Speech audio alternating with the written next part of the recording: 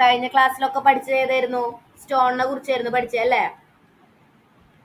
സ്റ്റോണിന്റെ dressing, പല ടൈപ്പിലുള്ള surface ഫിനിഷുകൾ പഠിച്ചു അല്ലേ?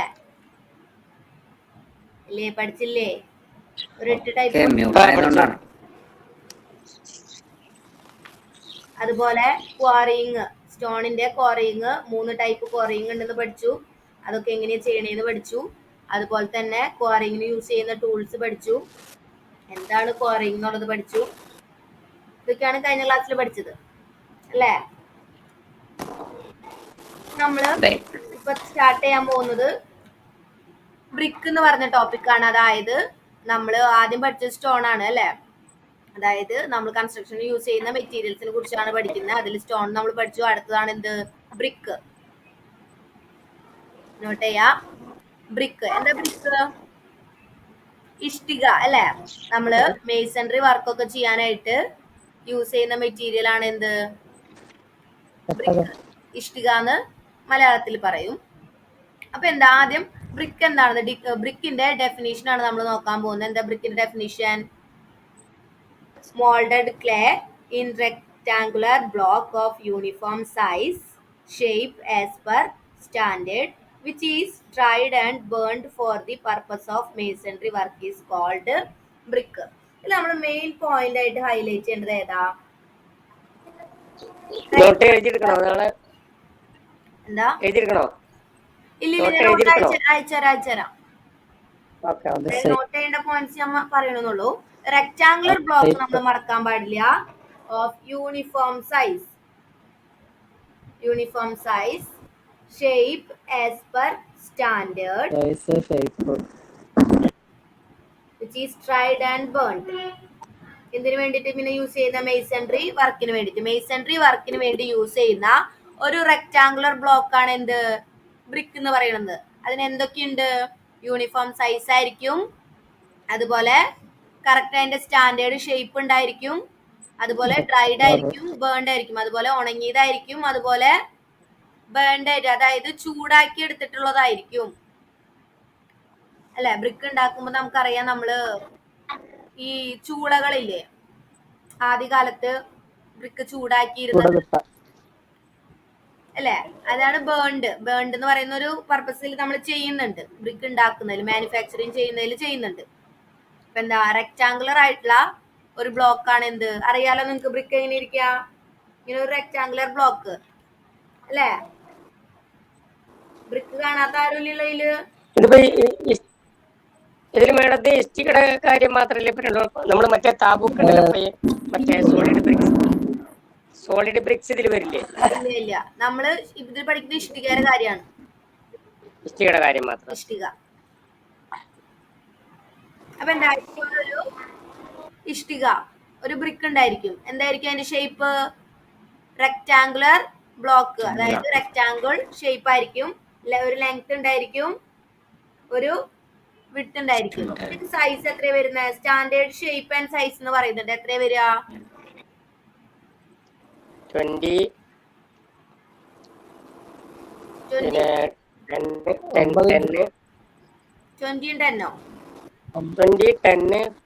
പിന്നെ നമുക്ക് ഇതിന്റെ സൈസ് ശരിക്കും വരുന്നത് 19/9/9.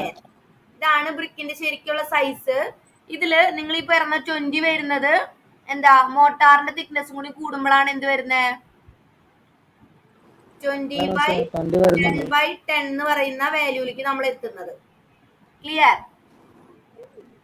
ഇപ്പൊ വരുന്നത് മാം പറഞ്ഞ രീതിയിലല്ല.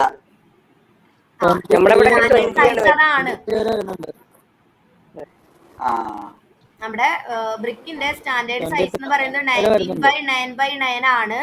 അത് നമ്മൾ മോട്ടാറിന്റെ തിക്നെസ്സും കൂടി കൂട്ടിയിട്ട് എന്ത് പറയും?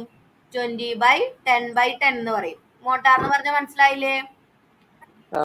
നമ്മൾ ബൈൻഡിംഗ് ആയിട്ട് യൂസ് ചെയ്യുന്ന ബൈൻഡിങ് മെറ്റീരിയൽ, അതായത് സാൻഡും സിമെന്റും കൂടി മിക്സ് ചെയ്തിട്ടുള്ള ഒരു മിക്സ്ചർ അല്ലേ? ബ്രിക്കുകൾ തമ്മിൽ ജോയിൻ ചെയ്തിട്ട് അതിന്റെ ഇടയിൽ ഫില്ല് ചെയ്യുന്ന കോമ്പൗണ്ട്, അതാണ് എന്ത്? മോട്ടാർ എന്ന് പറഞ്ഞ്. ഇതിലും വീതിയും കനം സെയിം ആണ് പറയുന്നത്. അതെ, അതാണോ സ്റ്റാൻഡേർഡ്? അതൊക്കെ ടൈം അല്ല വരാറ്. നമ്മുടെ സ്റ്റിയൊക്കെ ഇവിടെ സൈസ് സാധാരണ 7.5 സെന്റിമീറ്റർ. സാധാരണ നീളം ഞങ്ങളുടെ ഇവിടെ നീളം 23 അതായത് നീളത്തിന്റെ പറയുകയാണെങ്കിൽ നീളത്തിന്റെ പകുതി വീതി. ഇഞ്ചാണ്. നമ്മളൊരു 3D വരയ്ക്കുകയാണെങ്കിൽ ഇതൊരു ബ്രിക്ക് അല്ലേ? ഇങ്ങനെയാണ് ഒരു ബ്രിക്ക് ഉണ്ടാവുക. ബ്രിക്കിന്റെ ഈ ഒരു സൈഡില് 9, അതുപോലെ ഇവിടെ 9 വരും, ഇവിടെ 19 വരും. മനസ്സിലായോ? സാധാരണ കാണുന്നത് നീളത്തിന്റെ പകുതി വീതി, വീതിയുടെ പകുതി കനം, അങ്ങനെയാണ് സാധാരണ കാണാറ്. വീതിയുടെ പകുതി കനോ? അതെ. 7 സെന്റിമീറ്റർ വരെ ഉണ്ടാവാറുണ്ട്. സ്റ്റാൻഡേർഡ് സൈസ് ഇതാണ് 19/9/9. പല ആളുകളുണ്ട്. ഇപ്പൊ മാറ്റങ്ങൾ വരുന്നുണ്ടായിരിക്കും. അതായത് നമുക്ക് പല അളവിൽ വരുന്നുണ്ട്. നമുക്ക് സിലബസിലുള്ളത് പഠിക്കാം, അതല്ലേ പരീക്ഷയ്ക്ക് വരിക. 19/9/9 ആണ് നമ്മുടെ ബ്രിക്കിന്റെ സ്റ്റാൻഡേർഡ് സൈസ് എന്ന് പറയുന്നത്.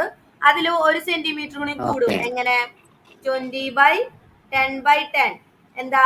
മോട്ടാർ തിക്നെസ് കൂടി കൂടുമ്പോ 20/10/10 ആണ് ബ്രിക്കിന്റെ സൈസ് പറയാ. 1/2 സെന്റിമീറ്റർ കൂട്ടുന്നുള്ളൂ അല്ലെ?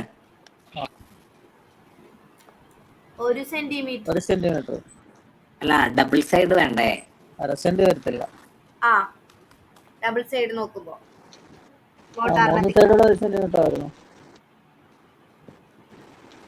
ഓക്കെ. അപ്പൊ ബ്രിക്കിൽ പഠിക്കാനുള്ളത് ബ്രിക്ക് എന്താണെന്ന്, ഒരു ബ്രിക്കിന്റെ ഡെഫിനിഷൻ എന്താണെന്നാണ്.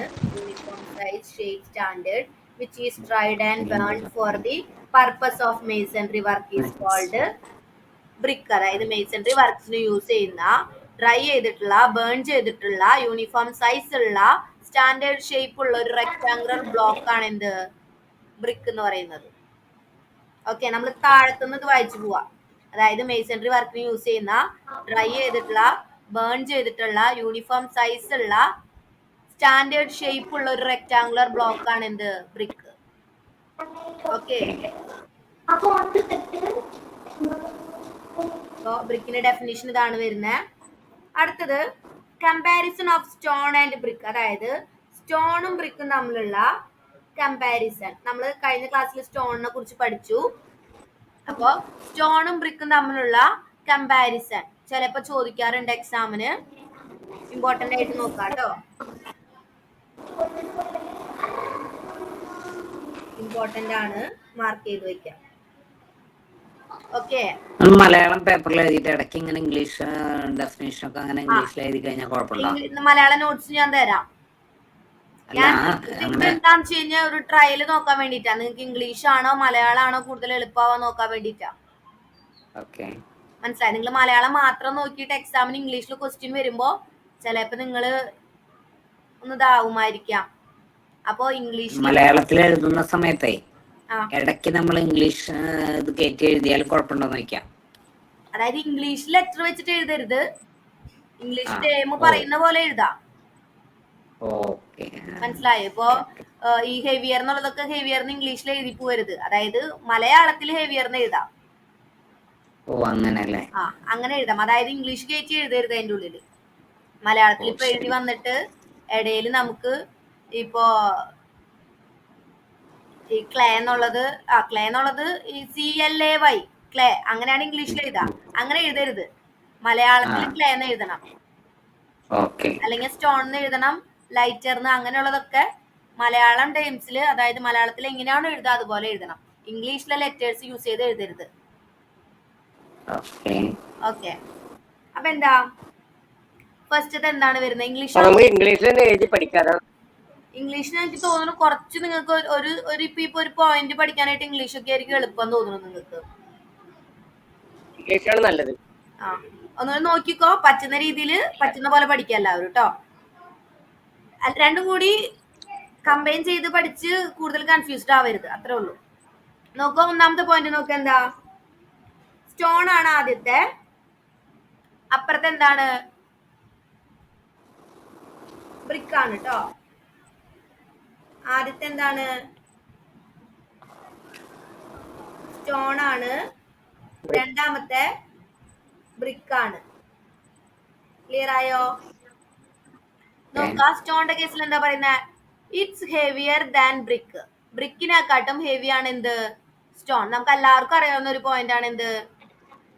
ബ്രിക്കിനെക്കാട്ടും ഹെവി ആണ് എന്ത്? സ്റ്റോൺ എന്ന് പറയുന്നത് അല്ലേ? ബ്രിക്കിനെക്കാട്ടും ഹെവി ആണ് എന്ത്? സ്റ്റോൺ. അപ്പൊ ബ്രിക്കിൽ എന്ത് വരും? It's lighter than stone. സ്റ്റോണിനെക്കാട്ടും ലൈറ്റർ ആണ് എന്ത്? ബ്രിക്ക് എന്ന് പറയുന്നത്. ഓക്കെ, ഫസ്റ്റ് പോയിന്റ് ക്ലിയർ അല്ലേ? സ്റ്റോണിനായിരിക്കും, സ്റ്റോൺ ഹെവി ആണ്, ബ്രിക്ക് ലൈറ്റ് വെയിറ്റ് ആണ് അല്ലേ? സ്റ്റോണിനെ കമ്പയർ ചെയ്യുമ്പോൾ ബ്രിക്ക് ലൈറ്റ് വെയിറ്റ് ആണ്. ക്ലിയർ ആയില്ലേ ഫസ്റ്റ് പോയിന്റ്? സെക്കൻഡ് പോയിന്റ് നോക്കുക. ഈ point, it is obtained from rock. Stone എങ്ങനെ നമ്മൾ ഉണ്ടാക്കുന്നത്? റോക്കിൽ നിന്നാണ്. നമ്മൾ പഠിച്ചൂല്ലേ, കോറിംഗിൽ നമ്മൾ പഠിച്ച സ്റ്റോണിൽ റോക്കിൽ നിന്നാണ് എന്തുണ്ടാക്കുന്നത്? നമുക്ക് ആവശ്യമായിട്ടുള്ള ബിൽഡിംഗ് സ്റ്റോൺ നമ്മൾ എടുക്കുന്നത്. അതാണ് പറഞ്ഞത് it is obtained from rock. റോക്കിൽ നിന്നാണ് എന്തിനുണ്ടാക്കുന്നത്? സ്റ്റോണിനെ ഒബ്റ്റൈൻ ചെയ്തെടുക്കുന്നത്. ഷീന എന്താ പറയുന്നത്? ഡൗട്ട് ആണോ? ഇല്ല ഒന്നുമില്ല. ബ്രിക്കിൽ നോക്കുക. It is made from clay. എങ്ങനെയാണ് ബ്രിക്ക് ഉണ്ടാക്കുന്നത്?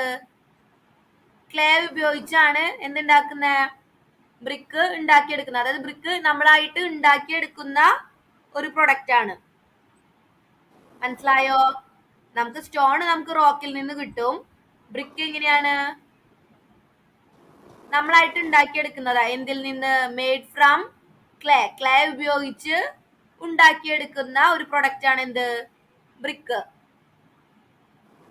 ഓക്കെ, നിങ്ങൾ അത് ഡീറ്റെയിൽഡ് ആയിട്ട് എഴുതണ്ട. It is made from clay. ക്ലേയിൽ നിന്നാണ് ഉണ്ടാക്കുന്നത്. അത് മാത്രം പറഞ്ഞാൽ മതി. മൂന്നാമത്തെ പോയിന്റ് നോക്കാം. സ്റ്റോൺ എന്താണെന്ന് നമ്മൾ പറഞ്ഞിട്ടുണ്ട്, ഹാർഡ് ആൻഡ് ടഫ് അല്ലേ? ബ്രിക്കിനെ കമ്പയർ ചെയ്യുമ്പോൾ എന്താണ്? ഹാർഡ് ആൻഡ് ടഫ് ആണ് എന്ത്? സ്റ്റോൺ. ബ്രിക്ക് എന്താണ്? ജസ്റ്റ് ഹാർഡ്നെസ് ഉണ്ട്, അത്രയ്ക്ക് ടഫ് ആയിട്ടുള്ള ഒരു മെറ്റീരിയൽ അല്ല ബ്രിക്ക്.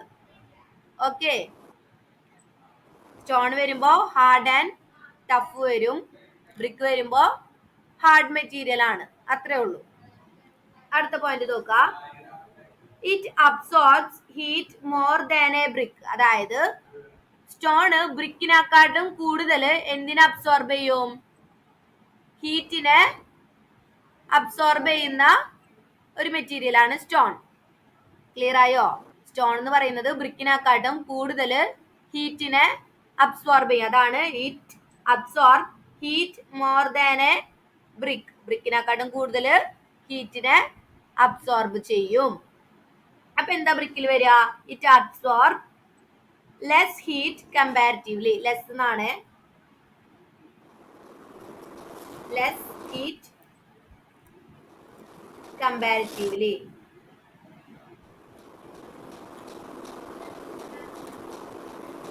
സ്പെല്ലിങ്ങില് ചെറിയൊരു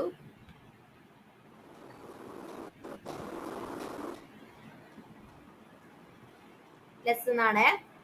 നോക്കുക, it absorb less heat comparatively. അതായത് സ്റ്റോണിനെ കമ്പയർ ചെയ്യുമ്പോ ബ്രിക്ക് കുറച്ച് മാത്രമേ എന്ത് അബ്സോർബ് ചെയ്യുള്ളൂ?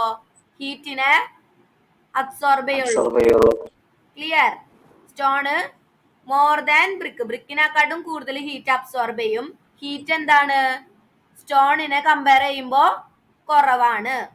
ലെസ് ഹീറ്റ് മാത്രമേ അബ്സോർബ് ചെയ്യുള്ളൂ. അത് നമുക്ക് അറിയാവുന്ന ഒരു പോയിന്റ് തന്നെയല്ലേ, പുതിയതായിട്ട് പഠിക്കുന്നൊന്നല്ലല്ലോ. സ്റ്റോണ് കൂടുതൽ ഹീറ്റ് ആവും പെട്ടെന്ന്, അതായത് ഹീറ്റിനെ കൂടുതൽ അബ്സോർബ് ചെയ്യും. അതുപോലെ നമ്മുടെ ഇഷ്ടിക, ബ്രിക്ക് എന്ന് പറയുന്ന മെറ്റീരിയല് കുറച്ച് മാത്രമേ ഹീറ്റിനെ അബ്സോർബ് ചെയ്യുള്ളൂ.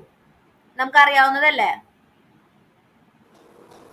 ഇഷ്ടിക ഉപയോഗിച്ച് വീട് പണിതിട്ടുള്ളപ്പോ നമുക്കറിയാം കൂടുതൽ ഹീറ്റ് ഉള്ളിലേക്ക് എന്ത് ചെയ്യില്ല? കൺസപ്ഷൻ ചെയ്യില്ല. നമുക്ക് അറിയാവുന്ന ഒരു പോയിന്റ് ആണ്. അടുത്ത പോയിന്റ് നോക്കുക. Water absorption less than 5%. 5%ന് താഴെ മാത്രമേ എന്ത് വരുന്നുള്ളൂ? വാട്ടർ അബ്സോർപ്ഷൻ വരുന്നുള്ളൂ. വാട്ടർ അബ്സോർബ് ചെയ്യണതിന്റെ വാല്യൂ ലെസ് ദാൻ 5%. ഇങ്ങനെ എഴുതിയപ്പോ മനസ്സിലായില്ലേ ലെസ് ദാൻ ആണ്? സ്റ്റോണ് 5% താഴെ മാത്രമേ വാട്ടറിനെ വലിച്ചെടുക്കുള്ളൂ, അല്ലെങ്കിൽ വാട്ടറിനെ അബ്സോർബ് ചെയ്യുള്ളൂ. ബ്രിക്ക് എന്താണ്? ബ്രിക്കിന്റെ വാട്ടർ അബ്സോർപ്ഷൻ കൂടുതലാണ് അല്ലെ സ്റ്റോണിനെ അപേക്ഷിച്ച്. ലെസ് ദാൻ 16% താഴെ പറയുന്നത് അല്ലെ. അപ്പോ ബ്രിക്ക് ആണ് കൂടുതൽ വാട്ടർ അബ്സോർപ്ഷൻ ചെയ്യുന്നത്. ക്ലിയർ? ക്ലിയർ. ഹീറ്റിന്റെ കേസിൽ നേരെ ഓപ്പോസിറ്റ് വരും, ഇതിന്റെ നേരെ ഓപ്പോസിറ്റ് വരും അല്ലെ. അടുത്ത പോയിന്റ് നോക്കാം. It is uniform in colour and can be shaped to desired shape. ഈ സ്റ്റോൺ എന്ന് പറയുന്നതിനെ നമ്മളായിട്ട് എന്താക്കണം? നമുക്ക് വേണ്ട ഷേപ്പിലേക്ക് ആക്കണം അല്ലെ. യൂണിഫോം കളർ ഉണ്ടെങ്കിലും ഷേപ്പിന് വേണ്ടിയിട്ട് നമ്മൾ എന്താക്കണം? നമുക്ക് വേണ്ട ഷേപ്പിലേക്ക് നമ്മൾ മാറ്റി എടുക്കണം സ്റ്റോണിനെ അല്ലേ. നമുക്ക് വേണ്ട ഷേപ്പില് ക്വറിങ് ചെയ്യുമ്പോൾ നമുക്ക് വേണ്ട ഷേപ്പിൽ കിട്ടണമെന്നുണ്ടോ? ഇല്ല. അതിന് ക്വറിങ് ചെയ്ത് കഴിഞ്ഞതിന് ശേഷം ഡ്രസ്സിങ് ഓഫ് സ്റ്റോൺ അതുപോലുള്ള കാര്യങ്ങൾ ചെയ്തിട്ടാണ് നമ്മൾ എന്താക്കുന്നത്? നമുക്ക് വേണ്ട ഷേപ്പിലേക്ക് സ്റ്റോണിനെ കൺവേർട്ട് ചെയ്യുന്നത്. പക്ഷെ ബ്രിക്കിന്റെ കേസിൽ എന്താ പറയുന്നത്? Uniform in colour, shape and size. ഇത് മൂന്നും ബ്രിക്കിന്റെ മാനുഫാക്ചറിങ് കഴിയുമ്പോൾ നമുക്ക് കിട്ടും അല്ലെ. യൂണിഫോം ആയിട്ടുള്ള കളറ്, ഷേപ്പ്, സൈസ് ബ്രിക്കിന് ഉണ്ടായിരിക്കും അല്ലെ. നമ്മുടെ കയ്യിൽ കിട്ടുമ്പോ തന്നെ ബ്രിക്കിന് ഇത് മൂന്നും ഉണ്ടായിരിക്കും. സ്റ്റോണിനെ അപേക്ഷിച്ച് നോക്കുമ്പോൾ സ്റ്റോണിന് നമ്മളായിട്ട് ആ ഷേപ്പ് ഉണ്ടാക്കി എടുക്കണം. Okay, clear? അടുത്ത പോയിന്റ് നോക്കാം. It has high durable. എന്താ ഡ്യൂറബിലിറ്റി എന്ന് പറഞ്ഞിട്ടുള്ളേ? ഈട് നിൽക്കുക അല്ലേ. ദൈർഘ്യം. ദൈർഘ്യം. ഡ്യൂറബിൾ എന്ന് വെച്ച് കഴിഞ്ഞാൽ ദൈർഘ്യമാണ്, അതായത് ഈട് നിൽക്കുക, അതായത് കൂടുതൽ കാലം നിലനിൽക്കുന്നത്. അതിനാണ് ഡ്യൂറബിൾ ആയിട്ടുള്ള മെറ്റീരിയൽ നമ്മൾ പറയുന്നത്. അപ്പൊ എന്താ? It has high durable. Stone എന്താണ്? കൂടുതൽ ഡ്യൂറബിലിറ്റി ഉള്ള ഒരു മെറ്റീരിയൽ ആണ്. അപ്പൊ ബ്രിക്ക് എന്തായിരിക്കും? It's durability is less than that of stone. സ്റ്റോണിനെ അപേക്ഷിച്ച് ഡ്യൂറബിലിറ്റി കുറവാണ്. സ്റ്റോണിനെക്കാട്ടും കുറവായിരിക്കും എന്തിന്? ബ്രിക്കിന്. ക്ലിയർ? അടുത്ത നോക്കാം. Dressing, transporting, costly. അതായത് നമ്മൾ നേരത്തെ ഡ്രസ്സിങ്, സർഫസിന്റെ ഫിനിഷുകൾ പഠിച്ചില്ലേ, ഒരു 8 എണ്ണം. അതൊക്കെ ചെയ്യാനായിട്ട് എന്താണ്? കോസ്റ്റ്ലി ആണ്. അതായത് ട്രാൻസ്പോർട്ടിങ്ങും എന്താണ്? കോസ്റ്റ്ലി ആണ് അല്ലേ. നമ്മള് സ്റ്റോണൊക്കെ ട്രാൻസ്പോർട്ടേഷൻ ചെയ്യാനായിട്ട് നമുക്ക് എന്താണ്? എക്സ്കവേറ്റർ പോലുള്ള എക്യുപ്മെന്റ്സ് യൂസ് ചെയ്ത് സ്റ്റോണിനെ നമുക്ക് കൊണ്ടുപോകേണ്ട വെഹിക്കിളിലേക്ക് ഇടണം. അത് വീണ്ടും നമ്മുടെ സൈറ്റിലേക്ക് കൊണ്ടുവരണം. അതിന്റെ ട്രാൻസ്പോർട്ടേഷൻ ഒക്കെ എന്താണ്? കുറച്ച് ബുദ്ധിമുട്ടാണ്, അതുപോലെ കോസ്റ്റ്ലി ആണ് അല്ലേ. പഠിക്കുമ്പോഴാണ് ചെലവ് കൂടുക. പഠിക്കുമ്പോഴാണ് ചെലവ് കൂടി വരിക. അതല്ല ഞാൻ പറഞ്ഞത്, ഡ്രസ്സിങ്ങും ട്രാൻസ്പോർട്ടേഷനും. അതെനിക്കറിയാം. ബ്രിക്കിൽ പണിയുമ്പോ നമുക്ക് പൈസ കൂടുതൽ വരും, അതായത് കൂടുതൽ മെറ്റീരിയൽ യൂസ് ചെയ്യേണ്ടതായിട്ട് വരും അവിടെ ബ്രിക്ക് ആണെങ്കിൽ അല്ലേ. ഞാൻ പറഞ്ഞത് ഡ്രസ്സിങ്ങും ട്രാൻസ്പോർട്ടേഷനും. അതായത് നമ്മുടെ ക്വാറന്റൈൻ ചെയ്ത സ്ഥലത്ത് നിന്ന് നമ്മുടെ സൈറ്റിലേക്ക് ഈ പ്രൊഡക്റ്റിനെ എത്തിക്കണ്ടേ, ആ ഒരു കോസ്റ്റ് ആണ് പറയുന്നത്. അത് കുറച്ച് കൂടുതലാണ്. അതായത് സ്റ്റോൺ കുറച്ച് ഹെവി ആയിട്ടുള്ള മെറ്റീരിയൽ ആണ് ബ്രിക്കിനെ അപേക്ഷിച്ച്. അപ്പോ എന്ത് കൂടും? എന്റെ ട്രാൻസ്പോർട്ടിങ്ങും ഡ്രസ്സിങ്ങും പോലുള്ള, അതായത് നമ്മൾ ബ്രിക്ക് വർക്ക് ചെയ്യുന്ന ആൾക്കാരെയും സ്റ്റോണിന്റെ വർക്ക് ചെയ്യുന്ന ആൾക്കാരെയും നോക്കിയാൽ മതി. ഈ ലേബർ കോസ്റ്റ് തന്നെ കൂടുതലായിരിക്കും അല്ലേ. അത്രയും ഞാൻ ഉദ്ദേശിച്ചുള്ളൂ. ഡ്രസ്സിങ്ങും ട്രാൻസ്പോർട്ടേഷനും എന്തായിരിക്കും? കോസ്റ്റ്ലി ആയിരിക്കും. എന്തിന്റെ കേസിൽ? സ്റ്റോണിന്റെ കേസില്. ബ്രിക്കിന്റെ കേസിൽ എന്താ വരുന്നത്? Overall cost of manufacturing is less. നമുക്ക് ബ്രിക്ക് ഉണ്ടാക്കിയെടുക്കാൻ അത്രയും പൈസ വരുന്നില്ല. സ്റ്റോണിനെ അപേക്ഷിച്ച് എന്താണ്? ഓവറോൾ കോസ്റ്റ് കുറവാണ്. ക്ലിയർ? അടുത്ത ലാസ്റ്റ് പോയിന്റ് നോക്കാം. എന്താ ലാസ്റ്റ് പോയിന്റ് വരുന്നത്? Labour cost of laying is more. അതായത് ഞാൻ നേരത്തെ പറഞ്ഞ പോലെ ലേബർ കോസ്റ്റ് എന്താണ്? കൂടുതലാണ്. സ്റ്റോൺ വർക്ക് ചെയ്യുന്നവർക്ക് ലേബർ കോസ്റ്റ് നമ്മൾ കൂടുതൽ കൊടുക്കേണ്ടി വരും. ഇല്ലേ? കൊടുക്കേണ്ടി വരാറില്ലേ?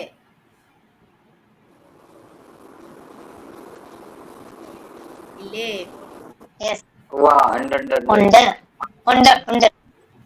അപ്പോ ബ്രിക്കിൽ എന്താ വരിക? Labour cost is less. അതായത് സ്റ്റോണിനെ അപേക്ഷിച്ച് നോക്കുമ്പോ ബ്രിക്ക് വർക്ക് ചെയ്യുന്ന ലേബേഴ്സിന് നമ്മൾ കൊടുക്കുന്ന കോസ്റ്റ് കുറച്ച് കൊടുത്താൽ മതി. ക്ലിയർ?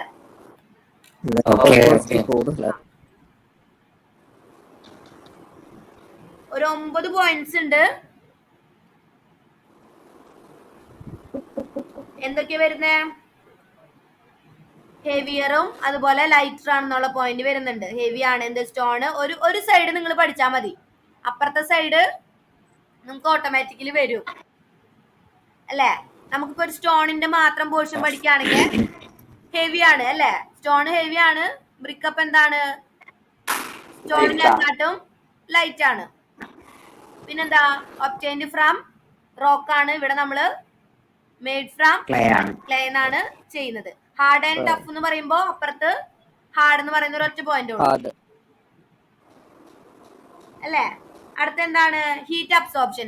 ഹീറ്റ് അബ്സോർപ്ഷൻ സ്റ്റോണിൽ കൂടുതലായിരിക്കും, ബ്രിക്കിൽ അപ്പോ കുറവായിരിക്കും. വാട്ടർ അബ്സോർപ്ഷൻ സ്റ്റോണിൽ കുറവാണ്, ലെസ് 5% വരുന്നുള്ളൂ. ബ്രിക്ക് ലെസ് 16% വരുന്നുണ്ട്. പിന്നത്തെ പോയിന്റ് എന്താ? നമുക്ക് വേണ്ട ഷേപ്പിലേക്ക് മാറ്റിയെടുക്കണം അല്ലെ? Shape to the desired size. അവിടെ എന്താണ്? യൂണിഫോം കളർ, ഷേപ്പ്, സൈസ് ഉണ്ട്. പിന്നത്തെ പോയിന്റ് എന്താണ്? ഹൈ ഡ്യൂറബിൾ ആണ്. ഇപ്പുറത്ത് കുറവാണ്, സ്റ്റോണിനെ അപേക്ഷിച്ച് കുറവാണ്. പിന്നെന്താ? Dressing, transportation cost. സ്ക്രീൻ പോയി.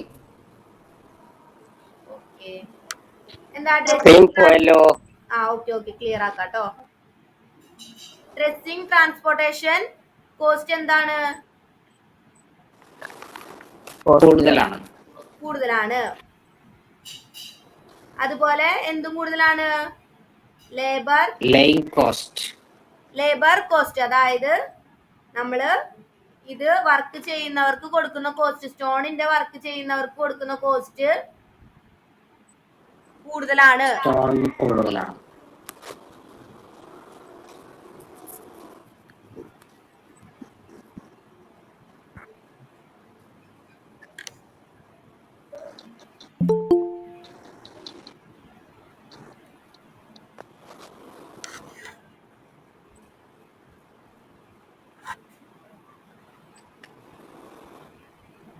അപ്പൊ comparison of stone and brick clear അല്ലേ? ഒരു 9 പോയിന്റ് ഉണ്ട്, അതിലൊരു 6 പോയിന്റ് എങ്കിലും പഠിച്ചു വെക്കാം മറക്കാതെ. ഓക്കെ. അടുത്ത നോക്ക, കോമ്പോസിഷൻ ഓഫ് ബ്രിക്ക്. അല്ലെങ്കിൽ നമുക്ക് എന്ത് പറയാം? Ingredients used for making brick. Ingredients അതായത് ബ്രിക്ക് ഉണ്ടാക്കാനായിട്ട് നമ്മൾ യൂസ് ചെയ്യുന്ന മെറ്റീരിയൽസിനെ കുറിച്ചാണ് പഠിക്കുന്നത്. ഓക്കെ. കോമ്പോസിഷൻ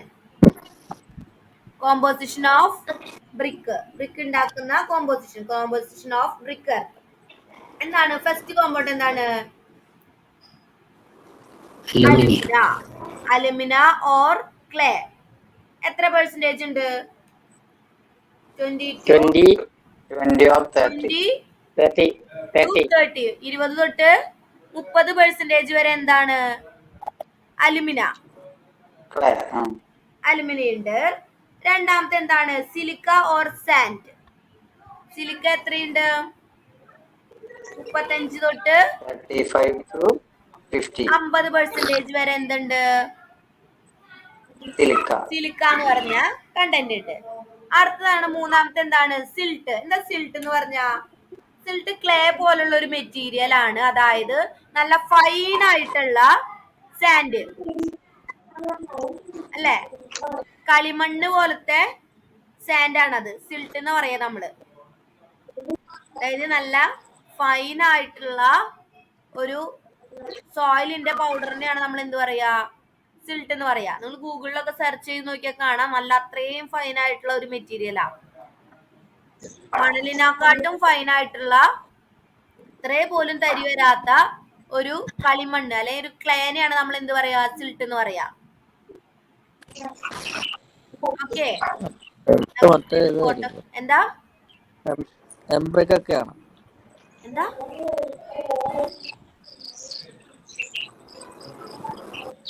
ഇവിടെ തന്നെയാണോ പറയുന്നേ?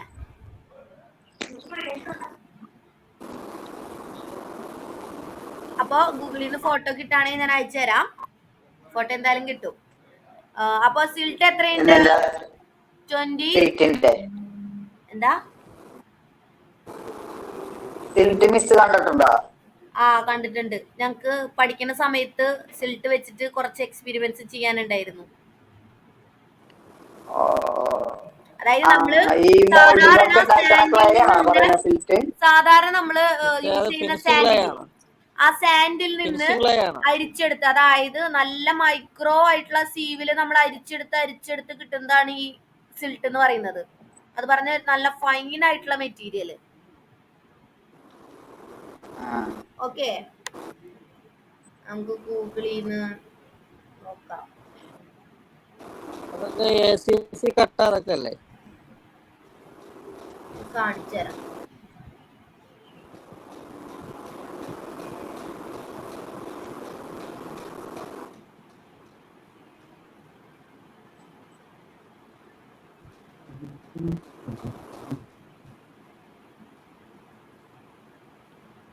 കണ്ടാ, സാൻഡിൽ നിന്ന് നമ്മൾ അരിച്ചെടുത്ത് കിട്ടുന്ന ഒരു നല്ല അത്രയ്ക്ക് ഫൈൻ ആയിട്ടുള്ളത് കണ്ടോ?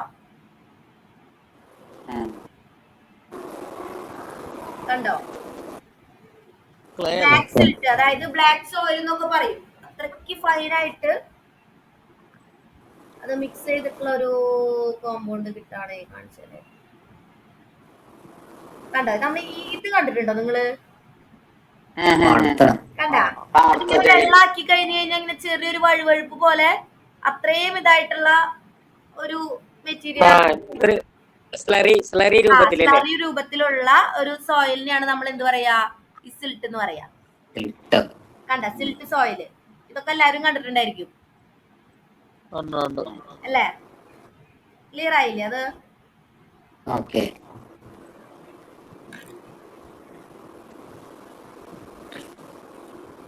അപ്പോ ഇത്രയാണ് എന്തുള്ളത്. അതുപോലെ നമ്മൾ ഒരു കാര്യം പറഞ്ഞു, അയൺ ഓക്സൈഡ്.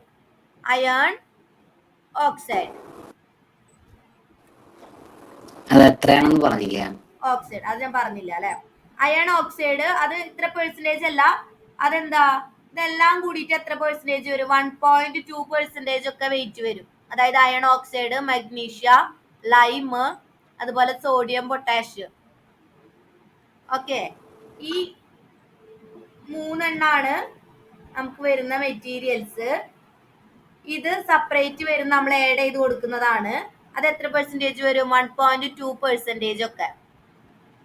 അതായത് നമ്മൾ എത്രത്തോളം ബ്രിക്കിന് വേണ്ടി ഉണ്ടാക്കുന്നുണ്ട് അതിനനുസരിച്ച് 1.2% വരെയൊക്കെ നമ്മള് അയൺ ഓക്സൈഡും മഗ്നീഷ്യവും ലൈമും സോഡിയം പൊട്ടാഷ്യം ആഡ് ചെയ്ത് കൊടുക്കും. ഓക്കെ, ഇതിലൊരു കാര്യം പറയാനായിട്ടുള്ളത്,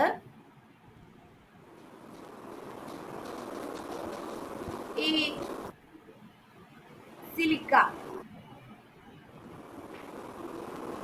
സിലിക്കാരെ കണ്ടന്റ് ഇതിൽ കൂടിക്കഴിഞ്ഞാൽ എന്ത് പറ്റും? കൂടുതലാവാണെങ്കിൽ 35 തൊട്ട് 50% വരെയാണ് എന്തിന്റെ കണ്ടന്റ് വരുന്നത്? സിലിക്കയുടെ കണ്ടന്റ് നമ്മൾ ആഡ് ചെയ്ത് കൊടുക്കുന്നത്. അതിൽ കൂടുതലായി കഴിഞ്ഞാൽ എന്ത് പറ്റും? നമ്മൾ ഉണ്ടാക്കുന്ന ബ്രിക്കിന് എന്ത് വരും? ബലക്കുറവ് വരും. ഓക്കെ, അതായത് സിലിക്കയുടെ കണ്ടന്റ് കൂടുമ്പോ എന്ത് വരും? ബലക്കുറവ് വരും. അതായത് ഒരു മെൽറ്റിംഗ് ടെൻഡൻസി വരും. സിലിക്കയുടെ കണ്ടന്റ് കൂടുമ്പോ ബ്രിക്ക് മെൽറ്റ് ചെയ്യും, അതായത് ഉരുകാൻ തുടങ്ങും. ഓക്കെ, സിലിക്കയുടെ കണ്ടന്റ് കൂടുമ്പോ ബലക്കുറവ് വരും. അത് പഠിച്ചാ മതി. ഓക്കെ, സിലിക്കയുടെ കണ്ടന്റ് കൂടുമ്പോ ബ്രിക്ക് എന്താവും? അതിന്റെ സ്ട്രെങ്ത് കുറയും. ബ്രിക്കിന്റെ സ്ട്രെങ്ത് കുറയും. ഓക്കെ, അതുപോലെ ലൈം എന്തിനാ നമ്മൾ യൂസ് ചെയ്യുന്നേ? സിലിക്ക പറഞ്ഞു. അതുപോലെ തന്നെയാണ് എന്ത്, ലൈം നമ്മൾ യൂസ് ചെയ്യുന്നുണ്ടെന്ന് പറഞ്ഞു അല്ലേ? ലൈം എന്തിനാ യൂസ് ചെയ്യുന്നത്? ബ്രിക്ക് ചൂടാവുന്ന സമയത്ത് ഇത് ബ്രിക്കിന് ചുരുങ്ങി പോവാനില്ലേ, ചുരുങ്ങി പോവാ. ഈ ലൈം യൂസ് ചെയ്യുന്നതിന്റെ കാരണം ബ്രിക്ക് ചുരുങ്ങി പോവാതിരിക്കാനാണ് എന്ത് യൂസ് ചെയ്യുക? ലൈം യൂസ് ചെയ്യുന്നത്. അതായത് അതിന്റെ കറക്റ്റ് ഷേപ്പ് മെയിൻറ്റെയിൻ ചെയ്ത് പോവാനായിട്ട് ലൈം നമ്മൾ യൂസ് ചെയ്യും. നമ്മൾ എന്തിലാണോ ഏത് ഷേപ്പിലാണോ ഉണ്ടാക്കിയിട്ടുള്ളത് ആ ഷേപ്പ് മെയിൻറ്റെയിൻ ചെയ്ത് പോവാൻ വേണ്ടിയിട്ടാണ് ലൈം യൂസ് ചെയ്യുന്നത്. അതായത് ബ്രിക്ക് ചുരുങ്ങി പോവാതിരിക്കാൻ. ഓക്കെ, അതുപോലെ ബ്രിക്കിന് കളർ നൽകുന്നത് കോമ്പൗണ്ട് ഏതാണ്? അയേൺ ഓക്സൈഡിനാണ് കളറ്. ബ്രിക്കിന്റെ റെഡ് കളർ അല്ല ബ്രിക്കിന്, ആ ബ്രിക്കിന് റെഡ് കളർ. ചൂളയിൽ വരുമ്പോഴല്ലേ ബ്രിക്കിന് കളർ വരുന്നത്? അതെ, അതെ. കളർ വരാനായിട്ടുള്ള കാരണം അയൺ ഓക്സൈഡ് ആണ്. അയൺ ഓക്സൈഡ് ആണ് എന്ത് കൊടുക്കുന്നത്? കളർ കൊടുക്കുന്നത്. അതുപോലെ സിലിക്ക എന്താണ്?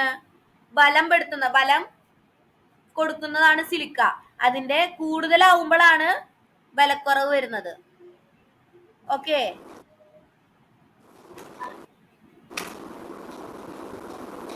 ക്ലിയർ ആയോ? അതുപോലെ ലൈം അതിന്റെ ഷേപ്പ് മെയിൻറ്റെയിൻ ചെയ്യാൻ, അതായത് അത് ചുരുങ്ങി പോവാതിരിക്കാൻ ഹെൽപ്പ് ചെയ്യുന്നുണ്ട്. ക്ലിയർ ആയോ? അലുമിന 20 തൊട്ട് 30% വരെ, സിലിക്ക 35 തൊട്ട് 50% വരെ. അതിന്റെ എമൗണ്ട് കൂടുകയാണെങ്കിൽ ബ്രിക്കിന് ബലക്കുറവ് വരും. അതുപോലെ സിൽട്ട് 20 to 25% വരെ വരുന്നുണ്ട്. അയൺ ഓക്സൈഡ് ഉണ്ട്. അയൺ ഓക്സൈഡ് എന്തിനാ? കളർ കൊടുക്കാൻ. ബ്രിക്കിന് റെഡ് കളർ കൊടുക്കുന്ന ഘടകമാണ് എന്ത്? Iron oxide. ഈ അയൺ ഓക്സൈഡിന്റെ കളർ കൂടിയാലും കുറഞ്ഞാലും കളറിൽ മാറ്റം വരും. കൂടുതലായാൽ എന്ത് കളർ വരും? അയൺ ഓക്സൈഡിന്റെ കളർ കൂടിക്കഴിഞ്ഞാൽ കറുത്ത കളർ വരും. ഒരു കറുത്ത കളർ, അതായത് ഒരു കുറച്ച് ഡാർക്ക് കളറിലേക്ക് പോവും. റെഡിൽ നിന്ന് ഡാർക്ക് കളറിലേക്ക് പോവും. കുറഞ്ഞു കഴിഞ്ഞാലോ light orange yellow colour. Okay, റെഡിൽ നിന്ന് മാറി ഓറഞ്ച് യെല്ലോ കളറിലേക്ക് മാറും അയൺ ഓക്സൈഡിന്റെ കണ്ടന്റ് കുറയുമ്പോ. പിന്നെ നമ്മള് മഗ്നീഷ്യം യൂസ് ചെയ്യുന്നുണ്ട്, ലൈം യൂസ് ചെയ്യുന്നുണ്ട്. ലൈം എന്തിനു യൂസ് ചെയ്യുന്ന? ചുരുങ്ങി പോവാതിരിക്കാൻ. ഓക്കെ, പിന്നെ സോഡിയം പൊട്ടാഷ്യം യൂസ് ചെയ്യുന്നുണ്ട്.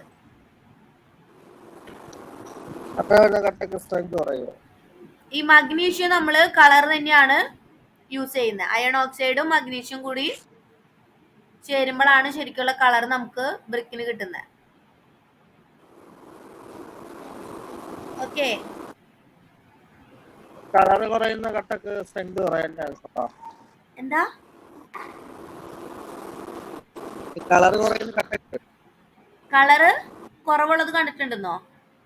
വ്യത്യാസം. കളർ വ്യത്യാസം കാണുന്നത് നമ്മള് ഇൻഗ്രീഡിയൻസ് ആഡ് ചെയ്യുന്നതുകൊണ്ടായിരിക്കാം.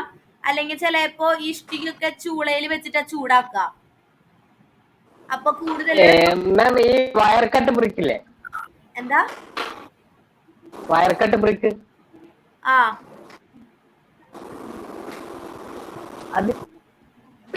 കളറിൽ വ്യത്യാസം ഉണ്ടാവില്ലേ? ഞാൻ ചോദിച്ചത് ഒരു white shade ആയിരിക്കും. സ്ട്രെങ്ത് കുറയുമെന്നായിരുന്നു.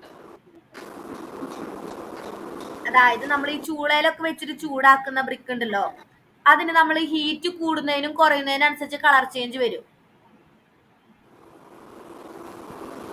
ഓക്കെ, ഇപ്പോഴൊക്കെ മെഷീനിലാണ്. സ്ട്രെങ്ത് കുറയുമോ? ആ സ്ട്രെങ്ത്തിൽ മാറ്റം വരും. ഹീറ്റ് കറക്റ്റ് ആയിട്ട് കിട്ടിയിട്ടില്ലെങ്കിൽ സ്ട്രെങ്ത്തിൽ മാറ്റം വരും. ഹീറ്റ് കൂടുതലല്ല, പാലിയേക്കരയിലൊക്കെ കുറയൂലേ? കൂടത്തില്ലല്ലോ. കൂടുതലും വരാം, കുറവും വരാം. അതായത് ഒരു മാനുവൽ ആയിട്ടുള്ള പ്രോസസ്സാണ് ചെയ്തുകൊണ്ടിരിക്കുന്നത് അല്ലേ? ഒരു മെഷീൻ ആണെങ്കിൽ നമുക്ക് കറക്റ്റ് ആയിട്ട് എല്ലാ സൈഡിലും ഒരേപോലെ ഹീറ്റ് എത്തുമെന്ന് പറയാം. ഈ നമ്മൾ ഈ ചൂള എന്നൊക്കെ പറയുന്ന പോലെ അതിലെല്ലായിടത്തേക്കും കറക്റ്റ് ആയിട്ട് ഒരേപോലെ തന്നെ ഹീറ്റ് കിട്ടുമോ? ഇല്ല. എത്ര ഡിഗ്രി വരെ ബേൺ ചെയ്യേണ്ടി വരും? അതൊക്കെ പറയാം. അത് ഇതിന്റെ പ്രോസസ്സിൽ, ബ്രിക്ക് ഉണ്ടാക്കിയെടുക്കുന്ന പ്രോസസ്സിൽ പറയുന്നുണ്ട്.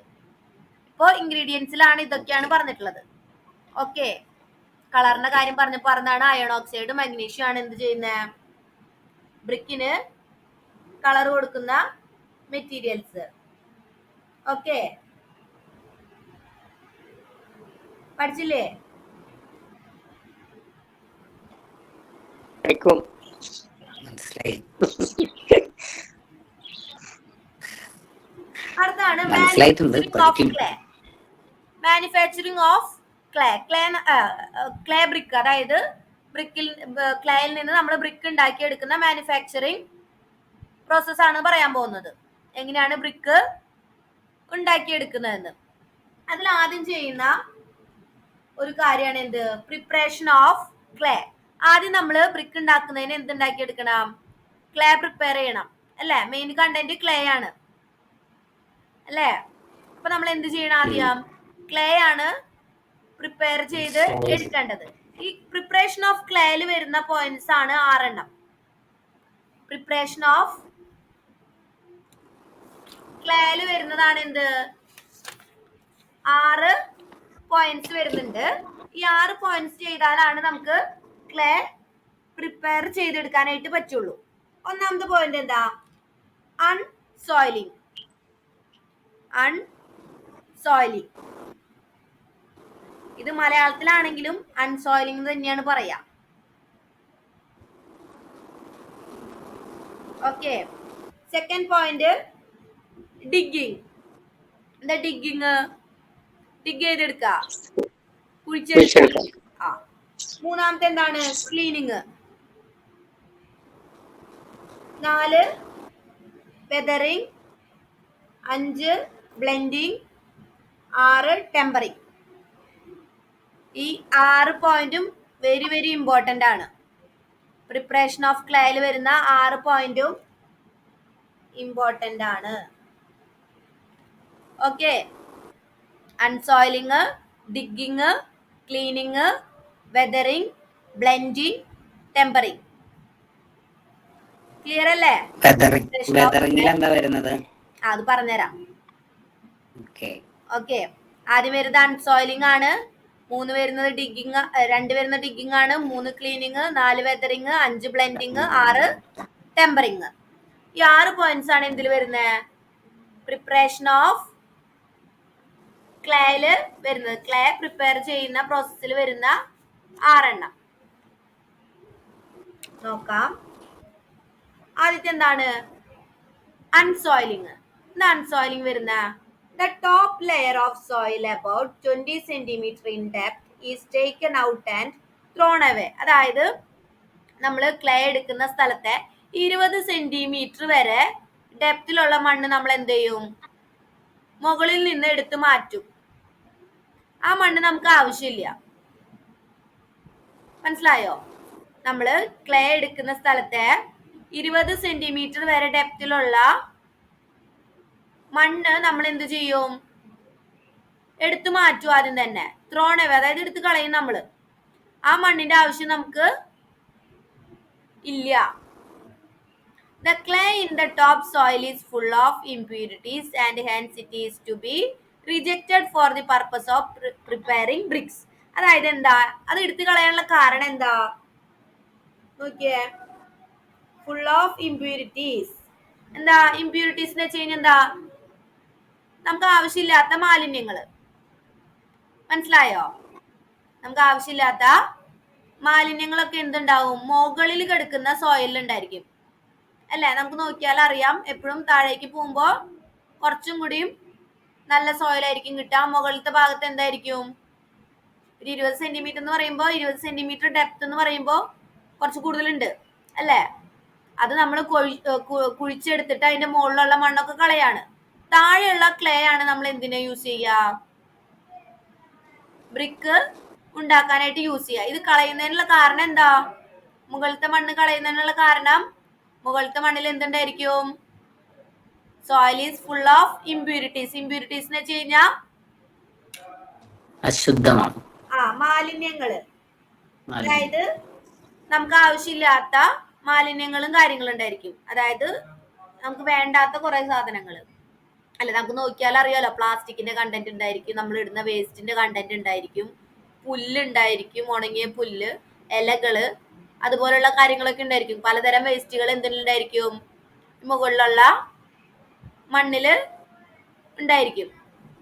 ഓക്കെ, ക്ലിയർ ആയോ അൺസോയിലിംഗ് എന്താണെന്ന്? അൺസോയിലിംഗ് എന്ന് വെച്ച് കഴിഞ്ഞാൽ സോയിലിംഗ് അതിന്റെ നേരെ ഓപ്പോസിറ്റ് അൺസോയിലിംഗ്, അതായത് സോയിലിനെ കളയുന്ന പ്രോസസ്സ്.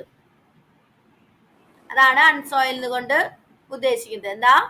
സോയിലിനെ എടുത്ത് കളയുന്ന പ്രോസസ്സ്. എത്ര സെന്റിമീറ്റർ ഡെപ്തില്?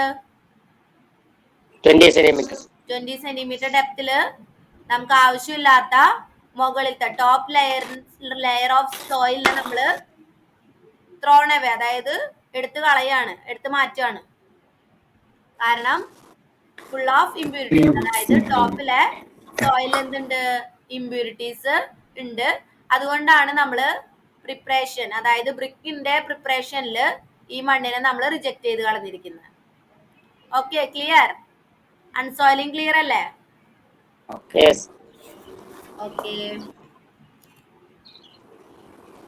അടുത്തതാണ് എന്ത്? ഡിഗിങ്. എന്താ ഡിഗ് ചെയ്യാന്ന് വെച്ച് കഴിഞ്ഞാ? കുഴിച്ചെടുക്കുക.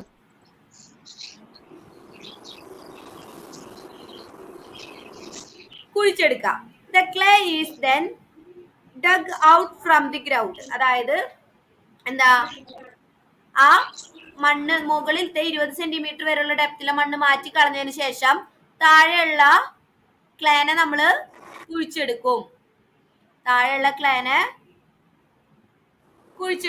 എന്നിട്ട് എന്ത് ചെയ്യും?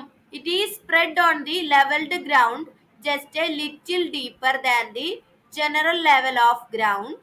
The height of heaps of clay is about 60 centimeter to 120 centimeter വരെ.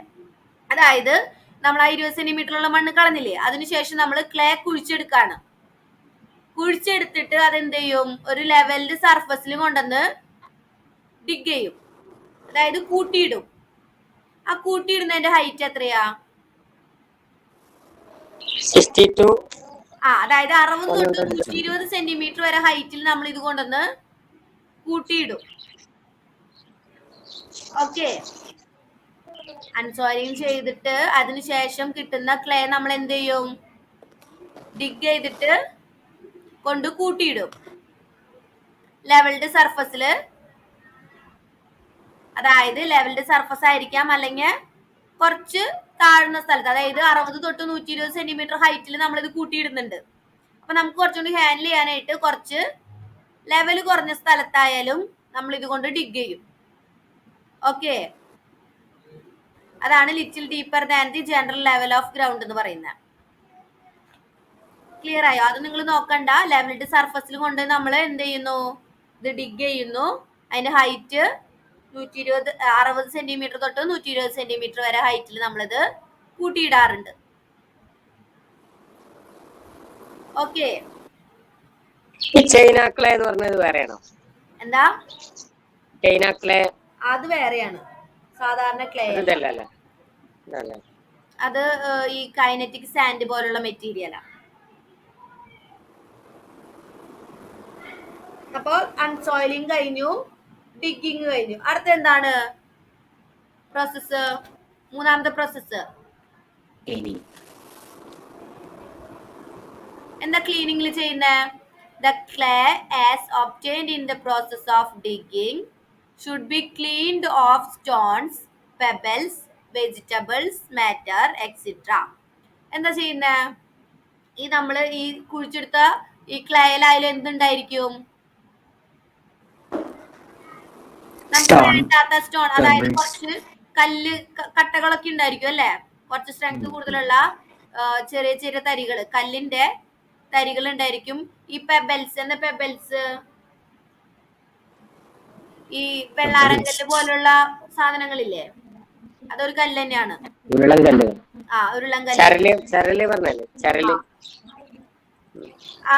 അതുണ്ടായിരിക്കും. അതുപോലെ വെജിറ്റബിൾസ്, മാറ്റേഴ്സ് ഉണ്ടായിരിക്കും. അതായത് നമ്മൾ ഈ താഴെ വളരുന്ന വെജിറ്റബിൾസിന്റെ വേരുകൾ, അങ്ങനത്തെ കാര്യങ്ങളൊക്കെ ഇല്ലേ, അതൊക്കെ ആ ക്ലേയിൽ ഉണ്ടാവാനായിട്ടുള്ള ചാൻസ് ഉണ്ട്.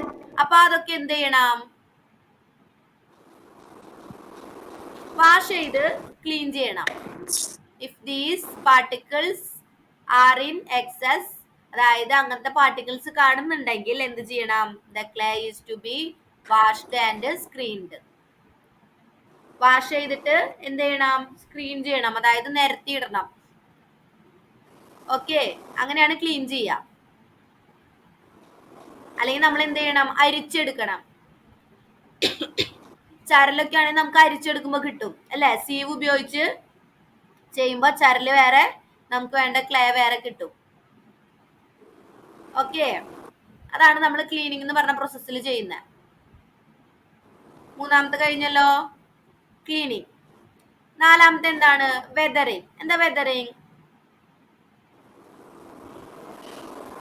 The clay is then exposed to atmosphere for softening.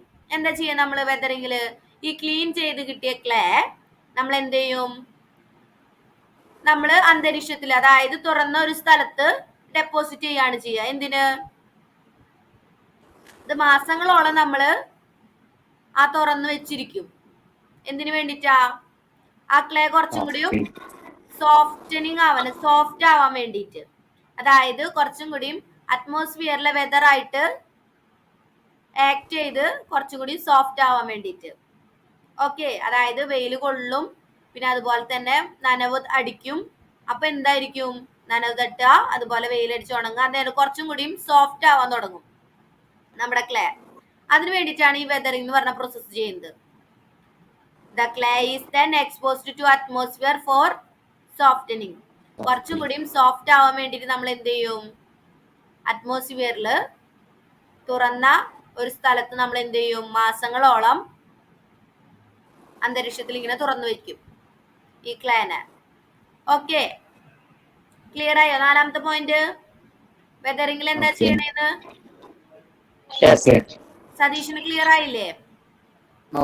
Okay. എന്താ?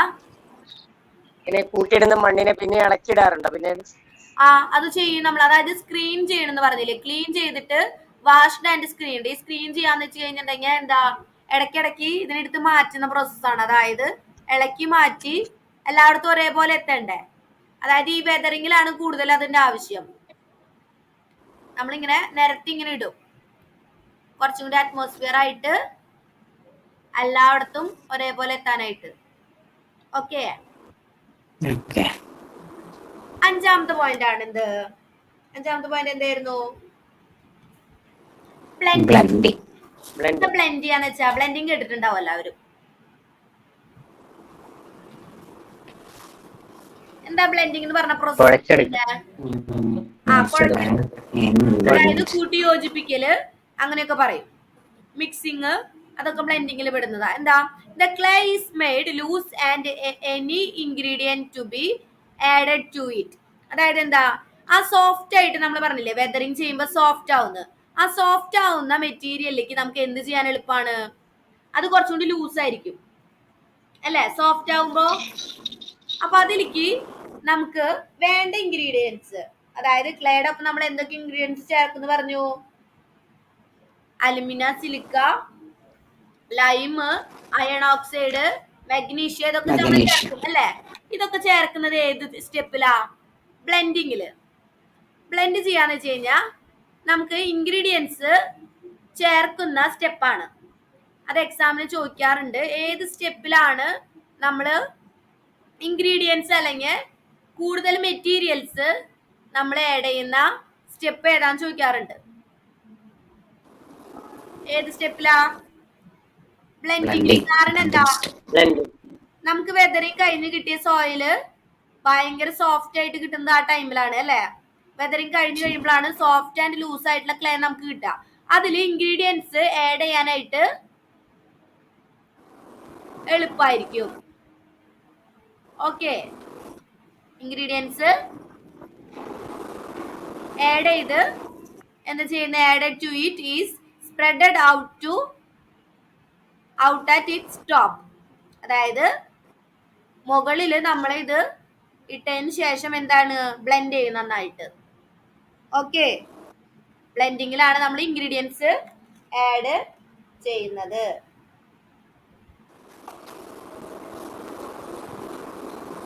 അടുത്ത പ്രോസസ് നോക്കുക. ആറാമത്തെ പ്രോസസ്, ലാസ്റ്റ് പ്രിപ്പറേഷൻ ഓഫ് ക്ലേയിലെ ലാസ്റ്റ് സ്റ്റെപ്പ് ആണ് എന്ത്?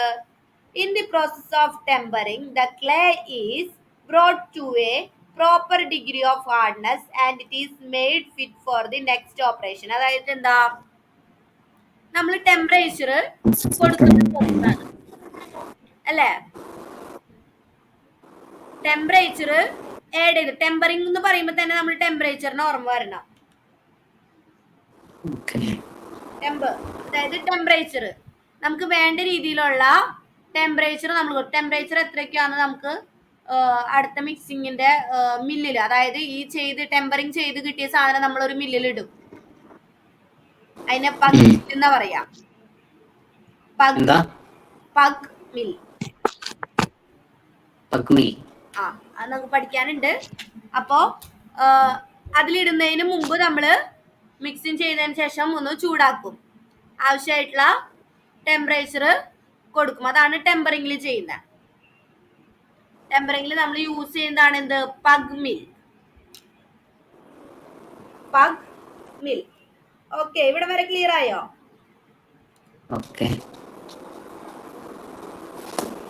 ഇവിടെ വരെ മതി. ഒന്ന് ക്ലിയർ ആയോണ്ട് ഇല്ല, ബ്രിക്ക് നമുക്ക് അടുത്ത ക്ലാസ്സിലും കൂടി എടുത്തിട്ട് കംപ്ലീറ്റ് ചെയ്യാവുന്നതേ ഉള്ളൂ. കംപ്ലീറ്റ് ചെയ്യാം. 2 ക്ലാസ്, അടുത്ത 2 ക്ലാസ്സിൽ നമുക്ക് കംപ്ലീറ്റ് ചെയ്യാം. പഠിക്കാനുണ്ട്. മാനുഫാക്ചറിങ് നമുക്ക് പഠിക്കാനായിട്ട് ഒരു ക്ലാസ് കൂടി മതി. കംപ്ലീറ്റ് ചെയ്യാന്ന് പറഞ്ഞാൽ ഈ ഫസ്റ്റ് ഇയറിന്റെ കംപ്ലീറ്റ് ആവുന്ന? ഫസ്റ്റ് ഇയറിന്റെ അല്ല, ഇത്ര പഠിച്ചു കഴിഞ്ഞാൽ ഫസ്റ്റ് ഇയർ കംപ്ലീറ്റ് ആവില്ല. 2 ക്ലാസ്സും കൂടി മതി. അതായത് മാനുഫാക്ചറിങ് ഇപ്പൊ പകുതിയല്ലേ എത്തിയിട്ടുള്ളൂ. ക്ലേയുടെ പ്രിപ്പറേഷൻ അല്ലേ? അത് മൊത്തത്തില് കഴിഞ്ഞു വരുമ്പോ അടുത്ത ക്ലാസ്സിൽ നമുക്ക് ബ്രിക്കിന്റെ മൊത്തം നമുക്ക്